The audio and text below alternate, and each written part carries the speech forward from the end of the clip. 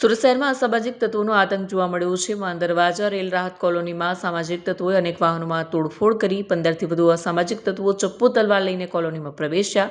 સોસાયટીમાં હાજર લોકોને માર મારી રહ્યા હતા. અસામાજિક તત્વો પોતાના આતંક બનાવી ફરાર થઈ ગયા હતા. સ્થાનિકોએ પોલીસને જાણ કરતા પોલીસ આવી પહોંચી હતી. પોલીસે સોસાયટીમાં લાગેલા સીસીટીવી ફૂટેજ ડીવીઆર તપાસ અર્થે લઈ ગઈ છે.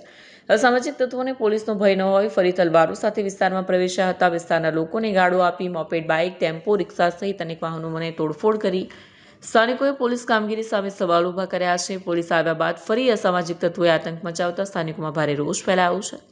અસામાજિક તત્વો પર કડકમાં કડક કાર્યવાહીની સ્થાનિકોએ માંગ કરી છે. હાલ સલાબતપુરા પોલીસે આરોપીઓને પકડી પાડવા કવાયત હાથ ધરી છે. મારું નામ પ્રવીણ માણિક આયરે છે. હું આ વિસ્તારનો એક સામાજિક કાર્યકર્તા છું અને 2-3 દિવસથી આ જે ગુંડા પ્રવૃત્તિ અહીંયા ચાલી રહી છે માનદરવાજા વિસ્તારમાં, રાતના એ લોકો કંઈક બર્થડે હતો તો બર્થડેમાં એ લોકો જાહેરમાં તલવારોના હથિયારો લઈને અહીંયા આવ્યા હતા ને આમ તેમ ગમે તેમ ફરાઈને એ લોકો અહીંયાથી નીકળી ગયા.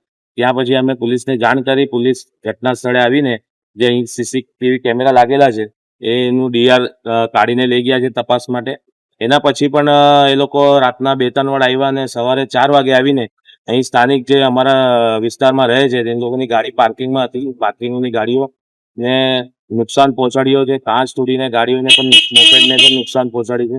અમારી પોલીસથી એક જ માંગ છે કે આવા ગુંડા તત્વોને જે પોતાનું દહેશત અહીંયા વિસ્તારમાં કરવા માંગે છે એ લોકો પર કડકથી કડક કાયદાકીય રીતે પગલાં ભરાય એવી અમને પોલીસથી, કમિશનર સાહેબથી આશા છે.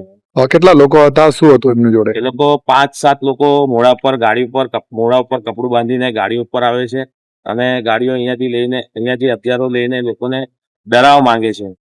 શું કારણ રહ્યું હશે આવું કરવાનું પાછળ? આ લોકો લગભગ 15 દિવસ થઈ ગયા. અગાઉ બી આ લોકોનો જોડે ઝઘડો થયો હતો. એના પછી પોલીસે એ લોકોનું મુહૂર્ત બી કાઢ્યું હતું, પણ એના પછી પણ આ લોકો દહેશત બંધ નથી. અમારે સ્થાનિક બધા અમારા જે રહેવાસીઓ છે એ લોકોની વિનંતી, પોલીસ સાહેબને રિક્વેસ્ટ છે કે ભાઈ આ ગુંડા તત્વોનું આતંક બંધ થાય, આ લોકો પર કડકથી કડક કાયદાથી